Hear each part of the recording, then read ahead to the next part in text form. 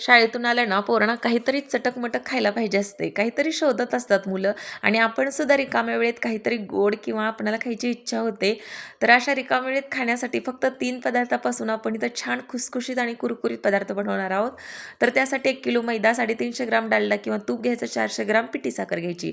मैद्यामध्ये आपण सोमट केलेलं तूप टाकायचं, चांगलं मिक्स करून घ्यायचं आणि त्याच्यानंतर पिठी साखर टाकायची, ते सुद्धा चांगलं मिक्स करून घ्यायचं आणि वरून विलायची पावडर टाकायची आणि जेवढं लागेल तसं दूध किंवा पाणी वापरून कणिक घटसर अशी मळून घ्यायची. तर इथं तुम्ही बघू शकता कणिक एकदम जाळीदार तयार झालेली आहे. तर आज आपले शंकरपाळे एकदम खुसखुशीत आणि कुरकुरीत तयार होणार आहेत. अशा पद्धतीने त्याची लाटी लाटायची जाडसर आणि कडच्या ज्या कडा चिरलेल्या आहेत ते कट करून घ्यायच्या आणि अशा पद्धतीने चाकूच्या सहाय्याने छान असं चौकोनी शंकरपाळ्या कट करून घ्यायच्या आहेत.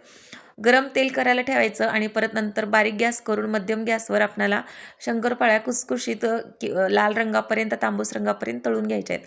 तर कुरकुरीत अशा शंकरपाळ्या इथं तयार झालेत. चहासोबत रिकाम्या वेळेत बसल्या बसल्या मुलंसुद्धा आपणसुद्धा एन्जॉय करू शकतो.